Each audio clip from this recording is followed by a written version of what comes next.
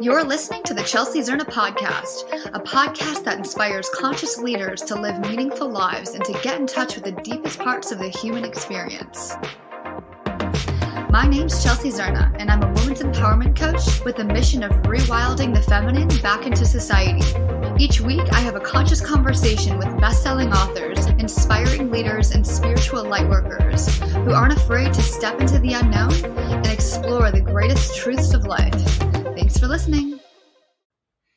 Welcome to the Chelsea Zerna podcast. I'm here with Eddie Evolves. He's a soul embodiment coach and a dear friend of mine. We met out in Tulum, Mexico, and since we've met, we put on so many beautiful events, ecstatic dances, and he has also been an incredible friend and mentor of mine. He has taught me so much about boundaries, standards, and honestly, like soul intimacy, just like getting really, really deep with my own emotional state, with my own presence.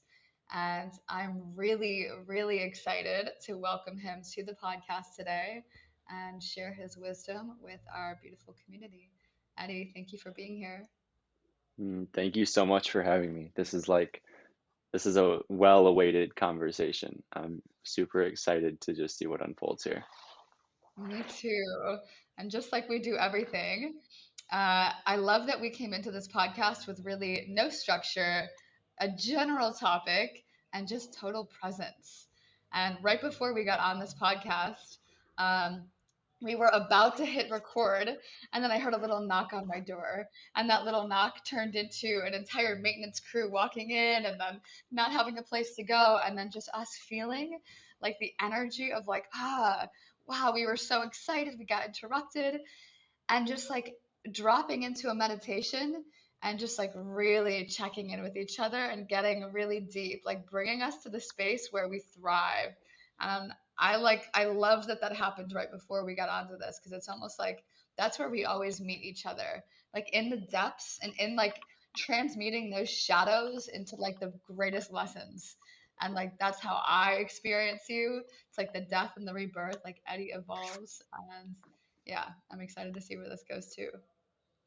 Same, yes. It's like we just got to really like see how we wanted to surrender.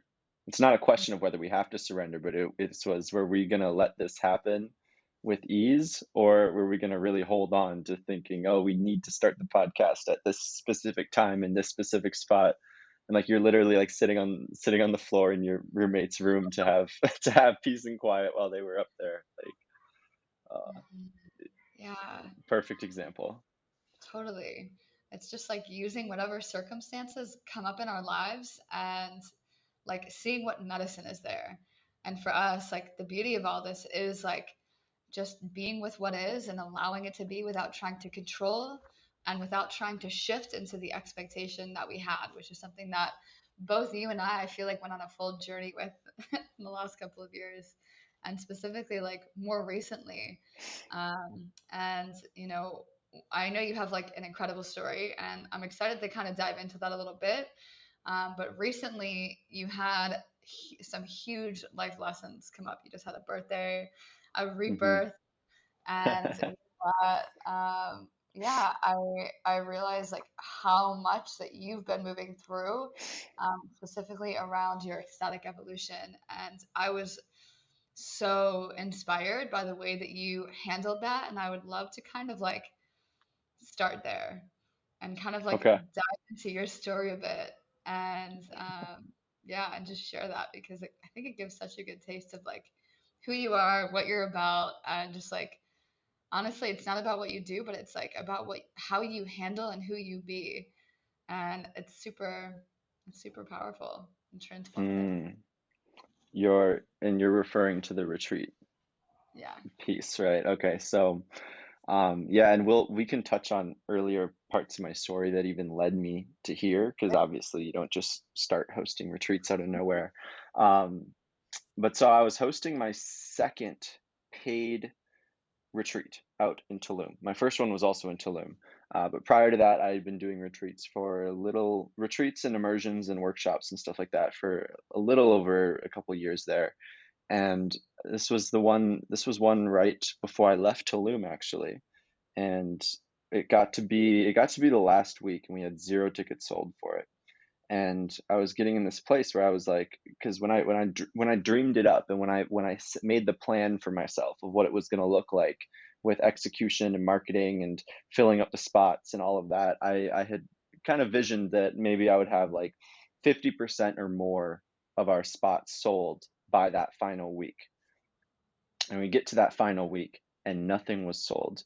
And I was starting to really just like think like, okay, like what are we gonna do? Ideally we were gonna have like anywhere from like 12 to 15 people at the retreat. We didn't have any tickets sold. And so I was like, okay, well, like, do we want to change anything? And then throughout the next few days, I tried everything that I could possibly think of to shift and pivot my come from to make it more effective. Um, because obviously I like to take full responsibility for whatever's happening in my life, even if I don't understand why. And recognizing that if I'm selling zero tickets to my retreat, in some way I'm responsible for that. So I was looking at like, okay, how am I marketing this? Like, is the price point something that people are able to afford or justify for themselves? Are the right people seeing it? Like, all of these questions were coming up for me. And so I went and tried and tweaked and tested a few different approaches, and it got to end up being Friday, and this was going to be a Saturday and Sunday immersion. It got to be Friday morning. I was in the middle of some of my morning routine stuff and I just got this idea. I was like, okay, I just need to see if we've even sold any tickets. Because when I checked on Thursday night, we didn't have a single spot sold. And I went on, didn't have any messages from people, and no tickets were sold. And it got to the point where we decided to call it off. Where I was just like, you know what, it's not happening. And that was a tough decision to make for myself. That was a tough decision to make to because I had started this group chat out in Tulum with over 200 people in it. It was tough for me to just write a text in that chat saying, "Hey guys, just so you know, ecstatic evolution is off," because I had put a bunch of messages out in there beforehand. Um, and it was a tough conversation to have with the owners of the space to say, hey, like we didn't do it, we're going to call it off. And obviously we lost our deposit for it, but it was just tough to even like be in that spot. And what really came up for me, this was a super illuminating moment, and I've had tons of these in a lot of different ways, but a super illuminating moment to see the way that I was tying my sense of validation and my sense of self-esteem and self-worth to external things within my business, whether that be the approval of having people actually come, like the social approval of being able to put on an event and have people come to it, or whether it be the financial approval and security of knowing that like I'm making money from this. And then of course, just like, how does it look to my community, where I've been talking about this retreat that I've got coming up for the last like month or more. And I've continuously messaged about it and told everybody that I know about it, only to say at the last minute, hey, we didn't sell a single ticket, so it's canceled. It was a very humbling experience for me, and it brought up a lot of shame. And, I see shame as something that's like a very incredibly transformational um, guide. It's an emotion, but it can be a guide for me to see the parts of myself that I haven't really been in full unconditional love with who I am. And something that I've talked about a lot, um, especially in the last few months. It's crazy that we're even talking about this, because obviously I've shared this story in a few different places since then, and come to so many of my own realizations and revelations from it that it feels like it was a year ago, but we're literally talking about something that wasn't even 2 months ago at this point. Um, but it's allowed me to really look at the concept of self-love, because self-love is such a founding like principle in everything that I do, all around, whether I'm focusing on personal freedom or soul embodiment or helping people like just really step more forward and share their gifts with the world. Self-love ends up being one of the really like root principles of everything that I do. And this was showing me like it's so easy to love ourselves on a good day. It's so easy to love ourselves when we're eating healthy and when everything's going good and we're making the money that we want and we're living in the dream house or dream location or dream car or have the awesome partner or whatever it is. It's easy to love our life when it looks like the thing that we want to love.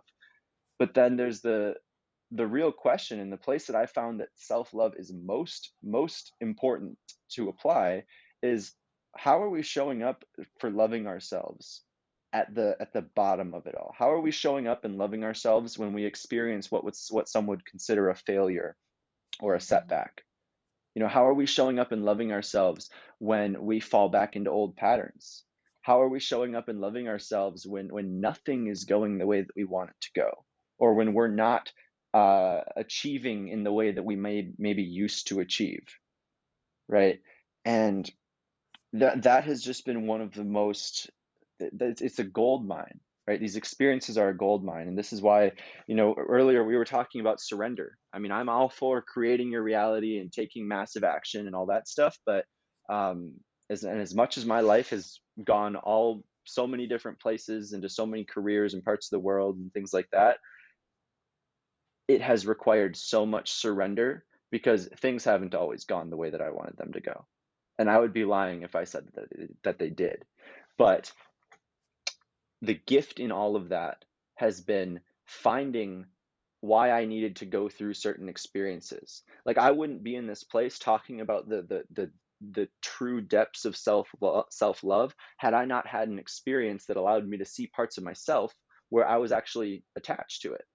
And just for reference, right? We're talking about this now. Just for reference, about 3 years ago, when I started getting into coaching, I called myself a self-love coach. That was the first title I gave myself. And so, Oh, and back then, I loved myself to the best of my ability.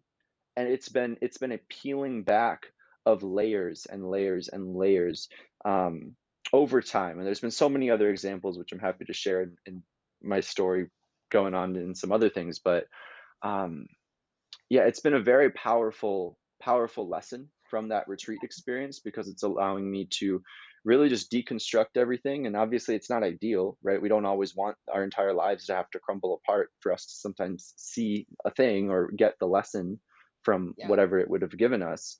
But it's been so amazing to see that and recognize how a lot of my business and my way of being prior was, and there's a phrase, I think it's a phrase from the Bible, but it's essentially talking about, like, is your house built on sand or is your house built on stone? And Mm, I was seeing how, because if you've got a house that's built on sand, the second a windstorm comes by or a flood or anything like that, like, it's just getting destroyed. It's just getting picked up and blown away. But if it's yeah. built on rock, if it's built on a solid foundation, there's nothing that can shake it. And that's been the place that I've been just continuously coming back to, is where can I find my sense of self-worth and my sense of confidence and self-love and all of that stuff?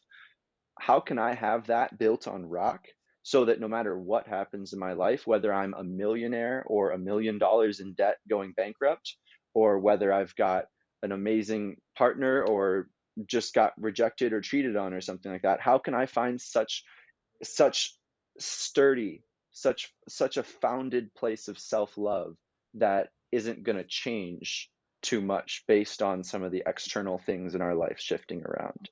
um, Yeah, that that's so huge. Yeah, I feel that. And, I resonate with that. The journey of self love, like, we think that we love ourselves, and there's so many layers to love. And I feel like this whole journey in life is literally us peeling back the layers that keep us from love. And every time we have a scenario or a trigger come up, it's like, where am I not aligned with love? Where am I not aligned with love? And I remember back in college, I used to say, oh, wow, I love myself so much.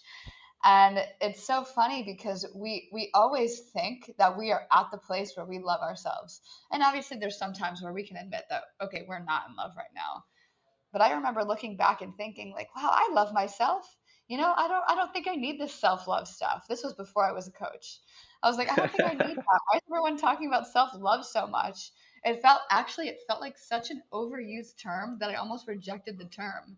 And now I'm like, oh my God, like, literally every part of my life is like, how much can I unboundary my heart? Like, where am I still putting up walls? Like, right before this call, I was telling you, like, gosh, I'm in this situation where I had I had a trigger come up, and my first instinct was like to close my heart and put a boundary up and a wall up. And it was just like, how can I stay open? How can I open in every single moment and keep myself open? And obviously, like, with honor, but there's like a place where self love is, you know, it is an internal journey and it manifests in the external world. And when we boundary our heart, we're also boundarying our own love from coming in and coming out.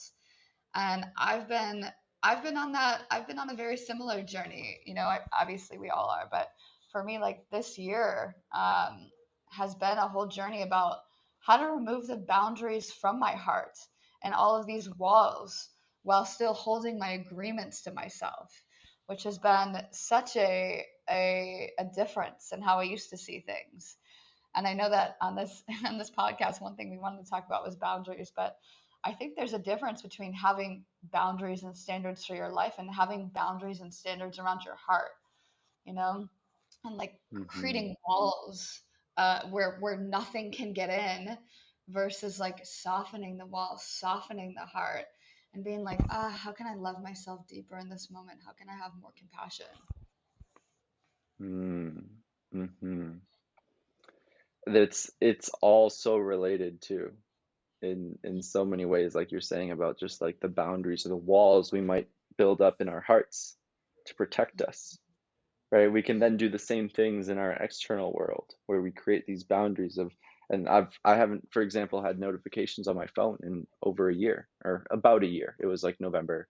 Um, and that's one way that I've got like boundaries up. But at the same time, that's not me saying I don't want to communicate with people. That's not me closing myself off to all forms of communication. It's just me saying, hey, when I'm gonna choose to open myself up to this when I want to open myself up to it. Um, That's that such I a feel good like that's a little, yeah, yeah. It's like you look at my phone as if it's my heart and it's my love, and I'll put my love into it sometimes, and sometimes I'm just like, yo, you know what? I'm good. I need my own space. And sometimes our hearts do that too. That's what I just did for the last month, basically, through 4 weeks, while I was like kind of going through essentially a little bit of an ego death, where I was seeing all the parts that I was attached to what my business looked like. And instead, I was like, all right, let's go figure out who Eddie is without any of Yeah. this. And that has exactly looked like what some might label as like closing my heart, but it's been actually opening my heart to myself. Yeah, I love that. Yeah, it's almost like saying no to something else is saying yes to ourselves. And, one thing that I really loved that I started implementing into my life this year is when someone else says no to me, my response isn't like, oh no, I feel rejected.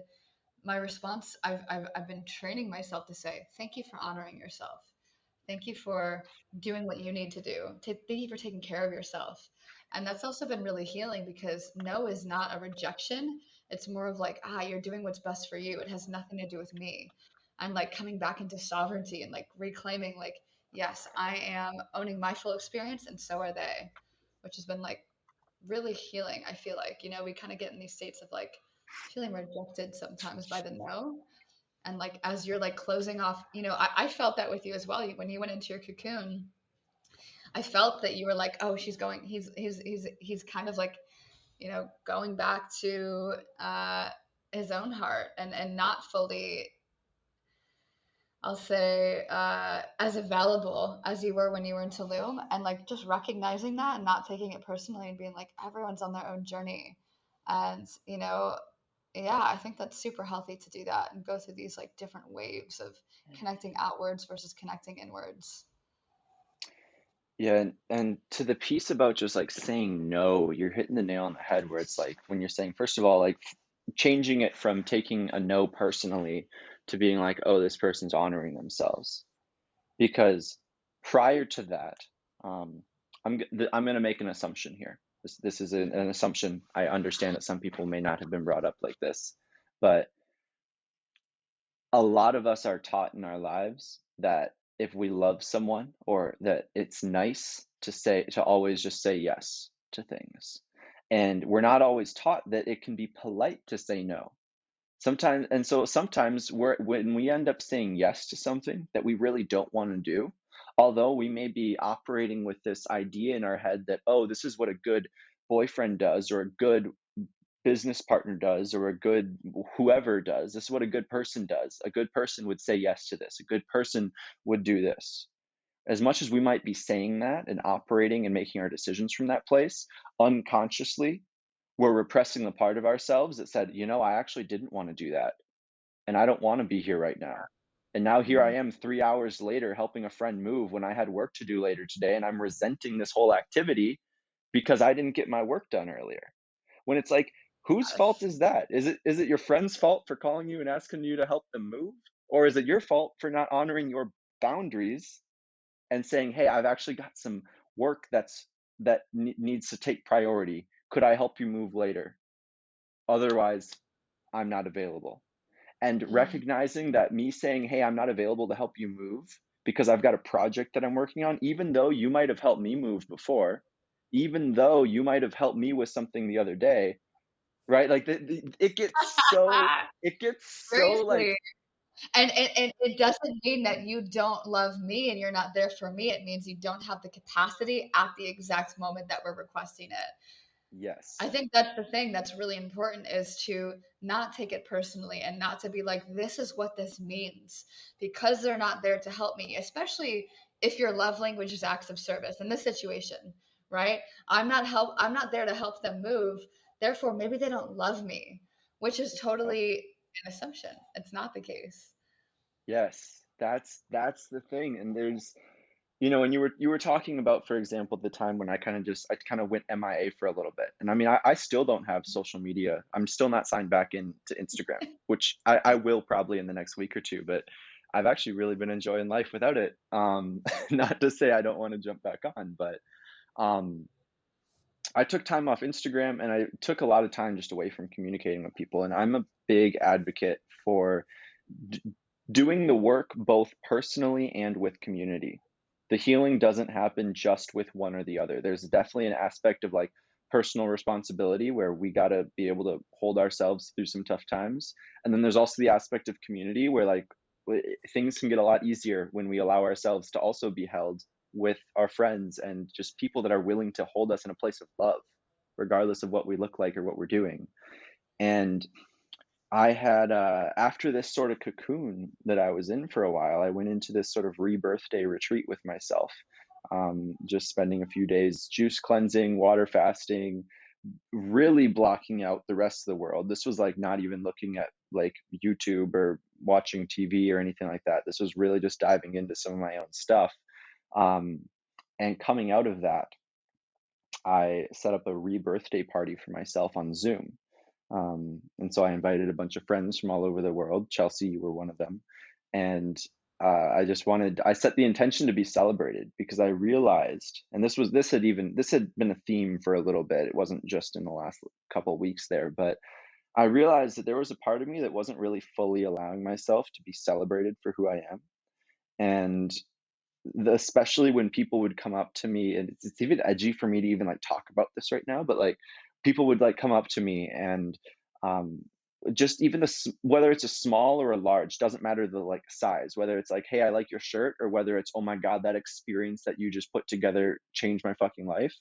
Whether it was any side of the spectrum, I wouldn't allow myself to fully receive um, the fact that the role that I played in it. I would always kind of have this like it was a mask, but it was kind of like a humble approach where I was like, "Oh no, da da da da, da. It wasn't me. It's all good. It was all of us. It was co-created." Like I would just kind of like say something that wouldn't really allow me to fully receive the amount of love that a person was trying to give me with a compliment. And so I had set the intention where I was like, "You know what? I'm just gonna dive headfirst into this thing." And rather than like just kind of casually working on that here and there when people give me compliments, I was like, all right, I'm going to set up a call with some of the people closest to me and ask them all, "Hey, can you celebrate me? And I just want to hear about some of the amazing things that we've done or ways that I've impacted you." And Mm. first of all, I mean, that was just a freaking magical experience in so many ways. But just to loop it back to what I even started to share this because, or why I even started to share this was there were people I invited to that didn't show up. Or there were Yeah. people that said they would be there that were like, "Hey man, I'm excited. I'll see you there," that weren't on the call.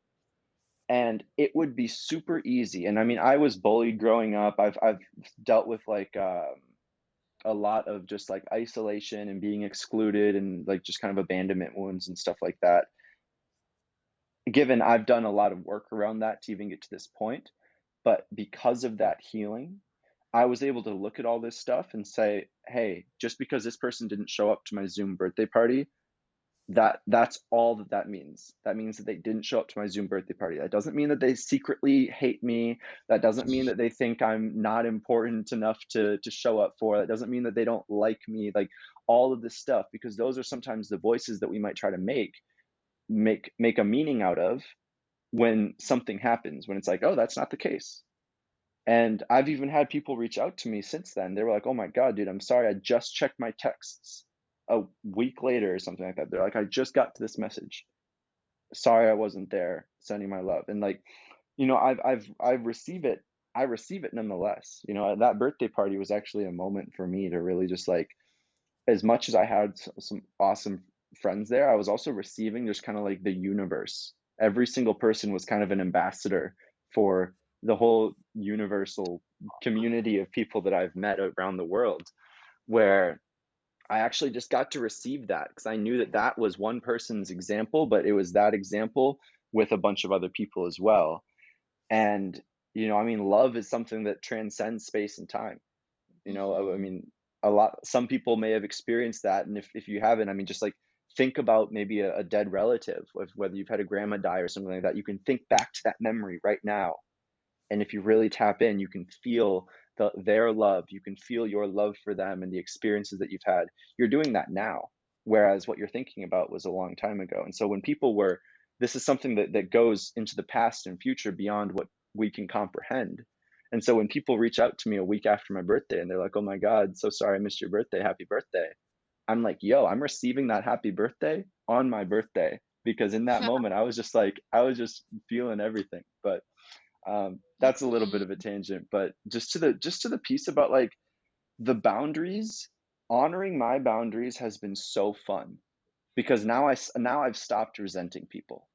When I say no to things, it feels so good to say no, and that's not to say no because that person isn't worth my time to talk to, or that event isn't worth my energy, or whatever it is. That's not from a like egotistical like hierarchical place. It's just like, hey, that doesn't feel like my highest excitement right now. And that Yeah. leads me to one, make room for the things that are my highest excitement and that actually nourish me. And two, I'm no longer resenting any of the things that I would then say yes to out of feeling some just obligation to say yes. Mhm. And doing that for myself not only has been awesome, but then it then allows me to receive it from others because prior, right? It's a mirror.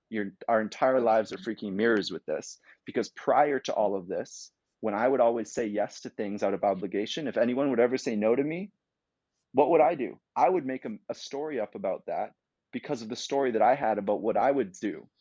I had Mhm. a Yeah, story of, oh, if Eddie says no, then I'm a bad friend. And so then if anybody totally. said no to me, I would say, oh, you're a bad friend. Yep. And you know what? Doing all of this is creating alignment to a degree that like puts us in a vibration that's so high that we start attracting everything that we want like right to us. It's almost like as we're putting in these boundaries and these standards and we're saying yes to the things that bring us joy, saying no to the things that don't bring us joy, we're constantly putting in ourselves and having a conversation with God in a way where it's like, yes, God, more of this. No, I don't want any of this in my life, or whatever term you want to use. Source energy, the universe, like technically it's like a constant dance and a conversation with every single thought and emotion and like feeling that we have. It's like we are putting our vote towards something.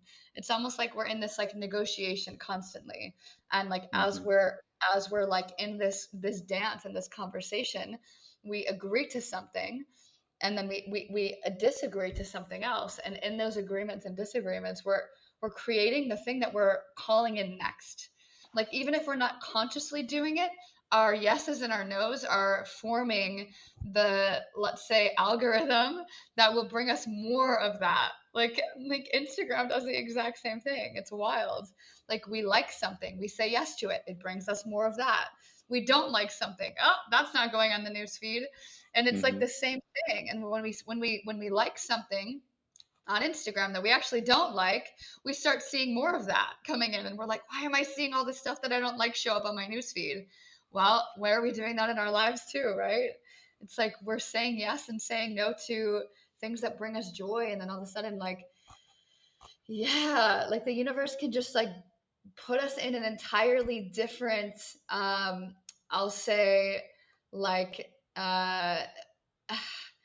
like environment completely, where we're almost surrounded by people that give us joy, money that brings us joy, like the it could manifest in so many different ways.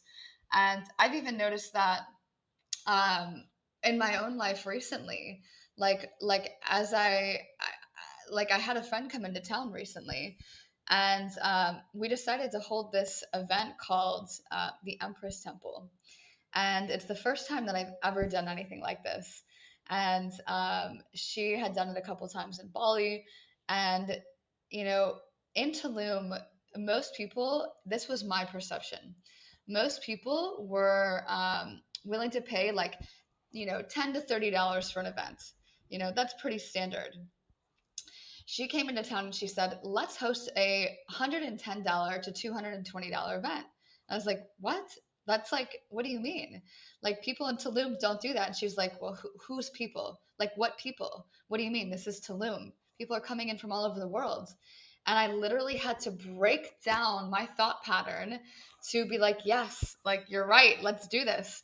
The event filled up completely with everybody paying full price and more, right? Some people wait till the last minute, so they paid more. And it being in that, saying yes to that and saying no to other things, I felt like put me in this vibration of like, wow, because that the same day that I did that, like all of a sudden all these other opportunities that were in that vibration also landed on my plate, that I was like, oh, this is the conversation I want to be having with the universe. Like, this is the conversation that I want to bring more of. And it just like clicked something in place for me that I had never really connected before. I was like, wow. Mm, Yeah. And you know that wow. with me. Yeah. Yeah. Well, Totally. that's actually really, um, and if you're comfortable talking more about this, but that's something that's really amazing for me to hear, because I remember we were having a similar conversation when we were going to host that event that ended up getting canceled because of the hurricane in Tulum. Yeah.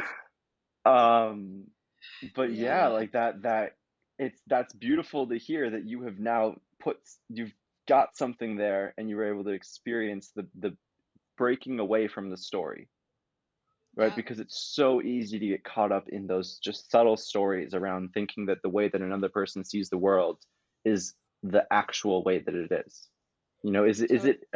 Is it like people say like capital T or lower T truth? Is it your truth or is it the truth? Like the Yeah. gravity, from my understanding, gravity seems like a capital T truth. I know that if I drop this water bottle, it's gonna fall. But but to some people, they might see their own perceptions of things. They might think that that's like gravity. They might be like, "Yep, people are only going to pay that much for an event, and if you price it at this, it's never going to sell any tickets." Well, Yeah. how do you know? How do you Yeah. know that? And obviously, this goes beyond just money, but this is just like when it comes to just making a quantum leap in the way that we experience reality, internally and externally. Sometimes it's that easy of just Mhm. deciding. Mhm. Totally. I love that you just said quantum leap too. That the last couple of months have actually really meeting Eddie, meeting you in July. Oh my God, going to Peru, coming back, meeting you. This was like such a quantum leap leading into this moment right now. Like, I feel like Peru activated it, and then us connecting and partnering and all these things anchored that. And all the conversations we had around self-worth, around, honoring our value, all of these things leading up until that event that I just hosted. That was like, it felt like a cycle of a quantum leap for me, that I'm like fully like integrating all of the codes that have been downloaded from the last few months and solidifying all of these like choices in my life.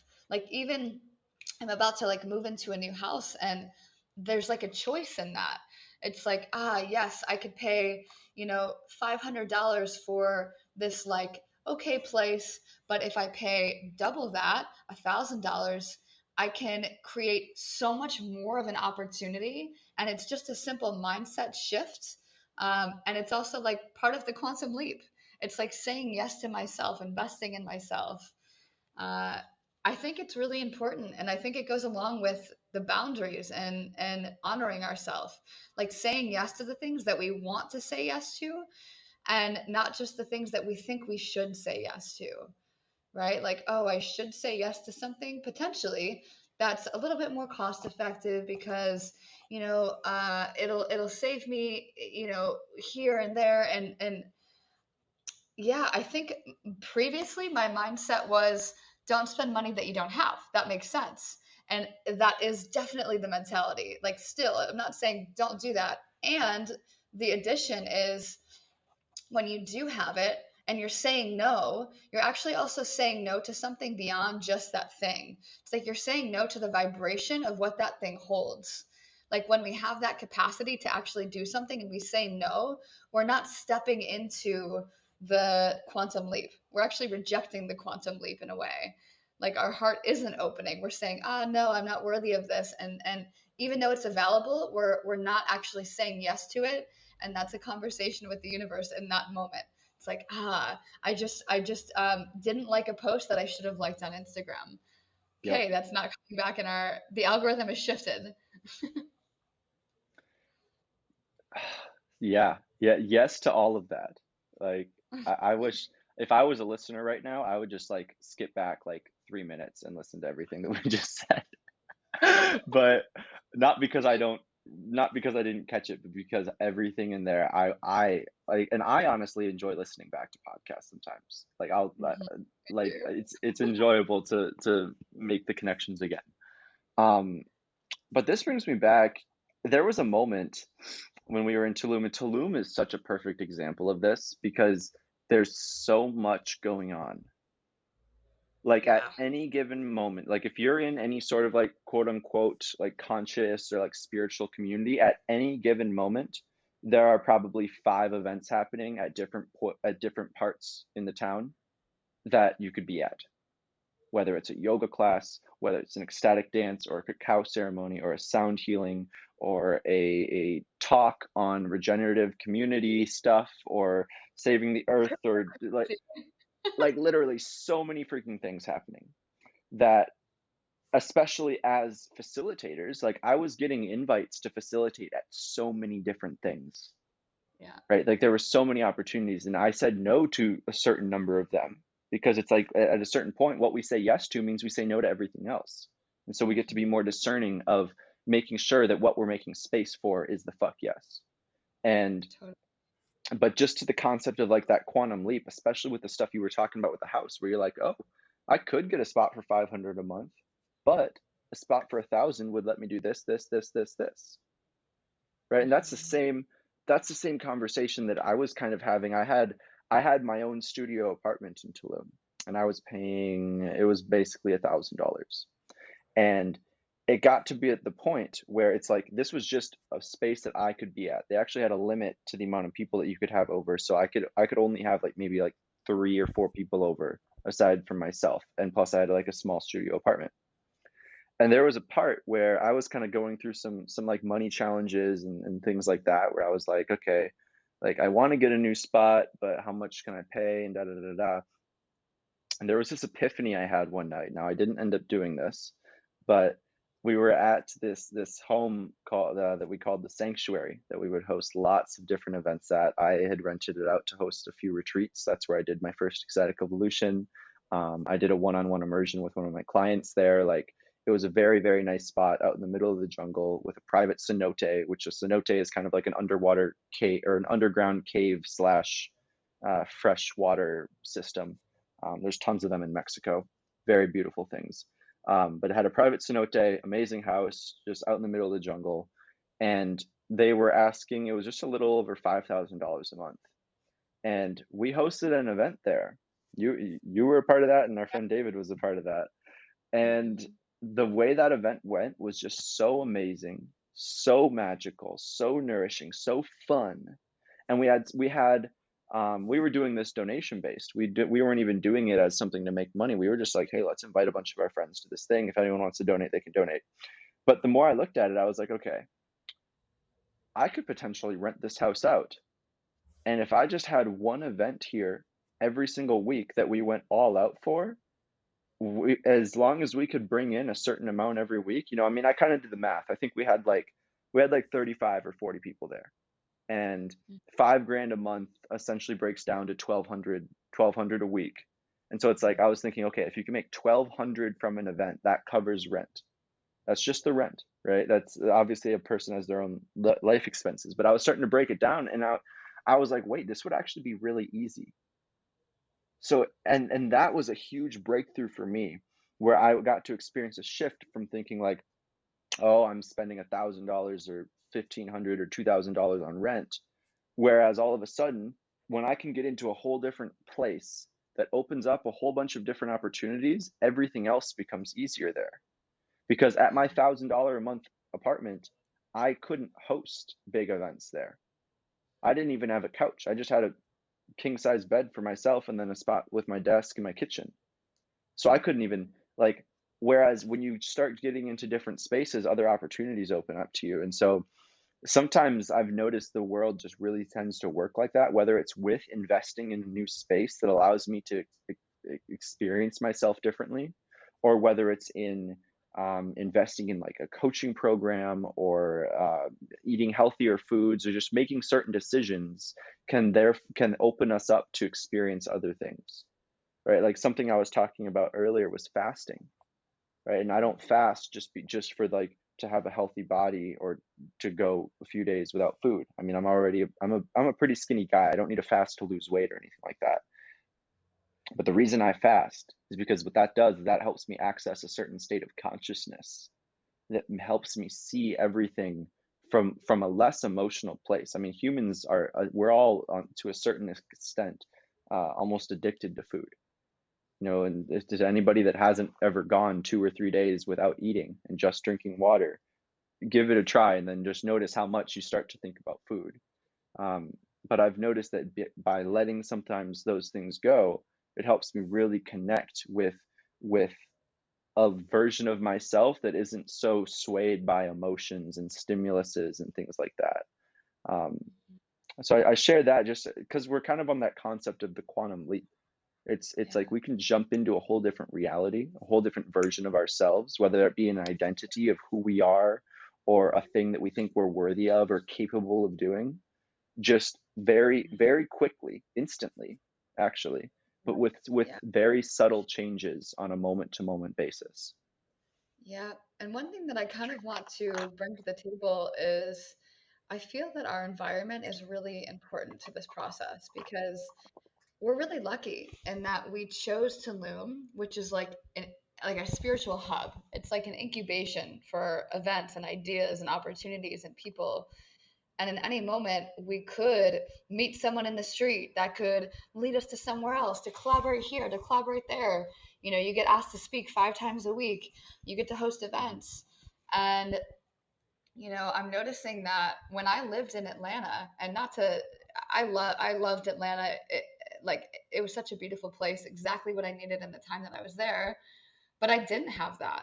And it was partly because my environment wasn't shaped for that. And I'm noticing that coming to Tulum opened up doors for me, just like this living at the sanctuary for you, like a $5,000 house that seems potentially impossible was also like a huge door that could have opened up like a massive event space. And huge opportunities. That was like Tulum for me. It was like moving into the sanctuary of like, wow, this is my sanctuary. This is my home. It feels like the real life Burning Man where things are happening all over the place. And I think it's really important to acknowledge that whenever we're not in a space of expansion and we're not feeling those constant opportunities, that we can create and we can cultivate an environment that does bring us that, so that we get back into our flow and we get back into that space where we don't have to just say yes and say no to half things, but we can put ourselves in places where we are able to say a full body yes to things.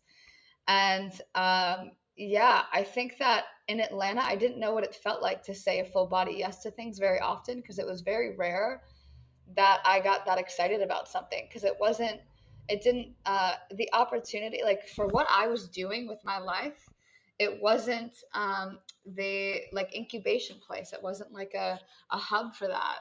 And moving to Tulum kind of gave me that. It gave me that hub. And I have a feeling that the more and more this world shifts from one state to another, like from the old earth to the new earth, essentially, with everything that happened, this like beautiful catalyst in life that's giving us this great opportunity, we're almost like choosing to live in the sanctuary if we want to.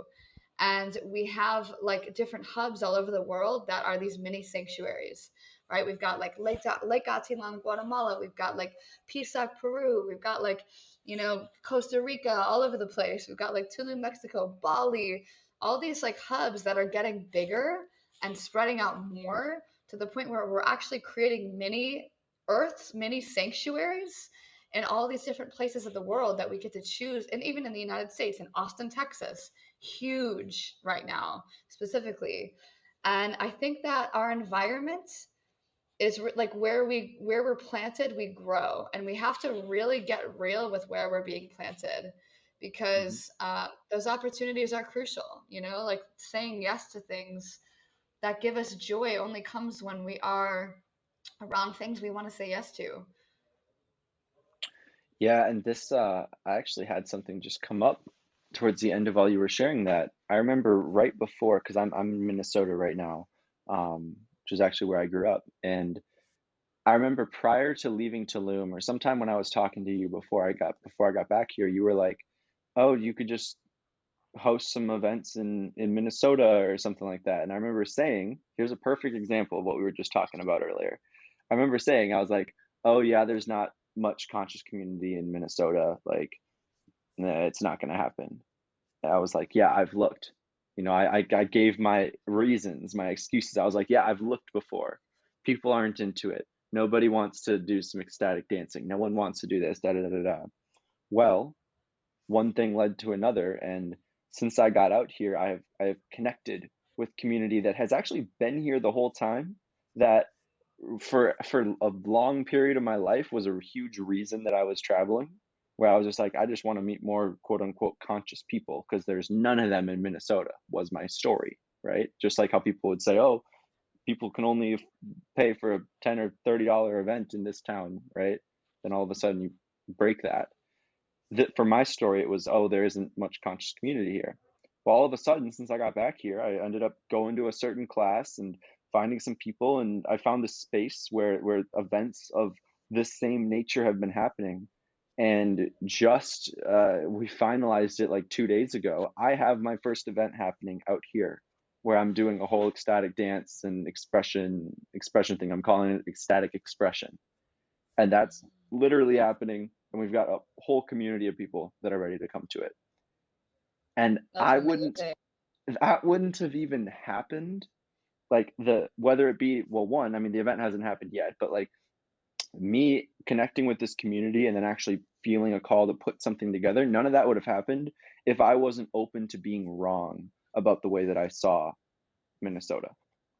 Mm. Right? If I was so stuck in my one pointed view of thinking, "Oh, yep, there's nothing for me here. Yep, I'm just this isolated person. Everybody's just going to look at me like an alien," to all of a sudden opening myself up and being like, "Hey, you know what? Maybe there is some soul family here. Maybe there are Mm. some ways I can relate with people." And You know, that is where more started to come. And it's like growth and evolution and just whatever word we want to use for it, but just personal growth, it really comes from being open to the idea that what we think we know about the world might not actually be that capital T truth that we spoke about earlier. Eddie, my favorite thing about you is you will always speak your capital T truth. And I love that there was no fear in challenging my opinion. And you're right in that no matter where we are in the world, we can create the opportunity. And I love that you just did that where you are and you are creating that. And that's so beautiful. And it's so nice to like constantly challenge our paradigms of how we see the world and be open to the idea that what we think isn't always true. Um, yeah, that's so beautiful. And I feel like throughout since the day that I met you, you've done that and it's expanded me and broken my mental constructs down so much that I'm like, yes. And not in like a questioning, like, like a questioning way in a like a disbelief way, but a questioning way in like a expansive way, like a yes and like let's think a little bit bigger. Hmm. And I love that. I freaking love that. And I'll do the same. Yes, and I think both of these are true. Maybe we can cultivate where we are planted in the places that we are without thinking that somewhere else is that place. And I still think like having a good environment is crucial, but technically we don't have to go all the way to Tulum to cultivate that environment or be in that environment. But I do think we need to be around the people and the opportunities that we do want to cultivate, and put ourselves in the vibration of manifesting those opportunities. So yeah, I feel that. Yeah, and I was gonna say, and it's funny, I didn't even end up sharing too much of my story, but um, just to graze over some of it. I mean, I dropped out of college after sort of having a what I would call a spiritual awakening, which that was kind of just the start of it. It's obviously, if I look back at that version of myself now, I was thinking, oh my God, I've grown so much since then. And I'm sure that the Eddie in 5 years will look back at where I'm at right now and be like, wow, you've grown so much since then. But when I dropped out of college, that's exactly where my mind was at, where I was just like, you know what, I'm jumping out of one system, one version of living, and I'm gonna find a new version of living. And creating that reality didn't start with moving to a place and finding soul family right away. It started with the internet. It started with podcasts like what we're creating right now. It started with videos and just like finding sort of like a consciousness that I resonated with that wasn't the college kid scene that I was so deep in at that point. And so even though I had dropped out and went to go live back at home, I was in a whole different version of reality. And so, those environments that we can get in, don't get me wrong, a physical environment and an actual immersive experience is freaking incredible and life-changing in itself. But those environments start with like the content we're consuming, the food that we're eating, the people that we're hanging around, the conversations that we're having, um, group coaching containers and stuff like that I've joined, or even just like one-on-one coaching experiences. Those are some of the things that have been super transformational for me to really like open myself up and see the world in a different way. Where it's like it's the yes and to like what you said. It's kind of like being like, well, are you sure that's your limit? Are you sure that that's Yeah. all you're capable of? What makes you Hmm. so certain that is the top of the box, right? Totally. Yeah, absolutely. And I love that. I love that you just brought that up. Like, what is your limit? I feel like every time we're together, we not only help each other find our edge or that limit in a really healthy way, but we also help other people step into that. Like, what is not like you're crossing your own boundaries, but what is your edge to where if you just like really touch the edge of that circle that you've drawn, you actually step out of that comfort zone, which is like right on the edge, and you grow exponentially. That's literally like my favorite. That's one of my favorite things to help other people step into. And also like for us, like all my friendships, everybody in my life, like that's my favorite place to exist. Like gosh, like what is that place like right on the edge where it's just like I'm dancing, I'm super uncomfortable, what's going to happen, I don't know, And it just feels so expansive and like a little scary. And that little like flutter is almost like little butterflies. It's just like and it's like Hmm. butterflies, like symbol of transformation. It's like something's about to happen. Yep. Mm, The leaning into that edge in every sense of the word, all of it. yeah, so good. Amazing. So we're getting close to the ending of this podcast and the beginning Are you sure of that a. that's the limit? I love that you're questioning it. I can never be certain. But I would love to kind of kind of like have people get like one last taste of you. And if you were to kind of like wrap up um, your last couple of months in a series of lessons or something that you'd like to kind of leave with people, um, how would you kind of do that? Like, what would that be Hmm. for you? Listen to your heart and do it anyway. Mm. You know, regardless of any of the perceived failures, or if you fail or not. Like, immediately following, just because I'll initially talk about like the retreat and stuff with selling zero tickets to that. Immediately following that, I was having like there was a moment, and I've kind of it's been a process to really train myself out of thinking that way for very long. But there was a moment where I was like, oh, if I would have known I would have sold zero tickets, I would have been putting my energy elsewhere in the last week. I would have been focusing on other things. I said no to a lot of things because I had that coming up. But regardless of the results, that concept of just saying yes and plunging headfirst into what my soul wants to do has been one of the biggest things that has got me to the place that I am right now. There was a point, literally, like, we're not talking that long ago. We're talking like 4 or 5 years ago, before I ever even got into like official coaching and all that stuff. There was a point when I was like dreaming of running retreats in like 10, 15, 20 years. There was a point when I was dreaming of having a coaching business in like same thing 10, 20 years. There was a point when I was dreaming of producing, I mean, I'm taking a break from Instagram right now, but there was a point when I was dreaming of creating content every single day, again pushing that thing out as just like the future. I was like, oh, that's my long-term vision, that's my someday goal.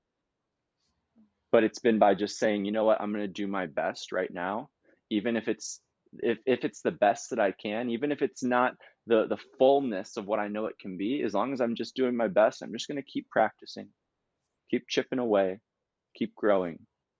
And that's the thing that has led to so much at this point. And I know I'm talking about a retreat that sold zero tickets, so I'm not sitting here being like, oh my God, look at how successful my business is within that realm, right? Luckily, I've got other pieces to the whole workings of everything that I do with one-on-one work and other workshops. But to bring it back to what I started that off with, just listen to what your soul wants to do and just say yes, regardless of any of the reasons that your mind says not to. Mm, beautiful. Amazing, Eddie. Thank you so much for doing this, for being here, for always taking me right up to my edge, questioning me as a friend.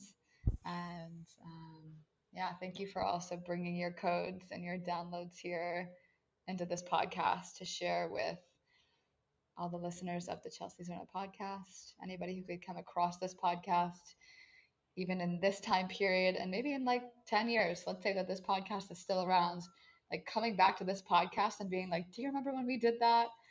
That's going to feel so good. And I'm really grateful for this moment in history in 2021. Same here. Thank you for having me. Yeah, of course.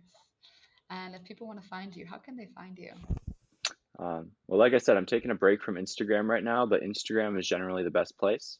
You can also get on my mailing list through that. I've got links to get involved with everything, but essentially, Eddie evolves on everything you can think of.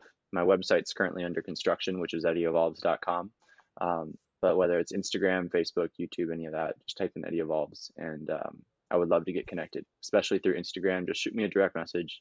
Um, I really love to actually just say hello to anyone that really enters that world, because we're not strangers. We're just waiting to meet. Um, so yeah, Eddie Evolves. Beautiful. Awesome. Thank you, Eddie. And for everybody else who is listening, go ahead and subscribe to the podcast. You can listen to, I think this is episode number 35. So you can listen to all of the other episodes, leave some comments, and reach out to us on Instagram. I'd love to stay connected. Thank you, guys.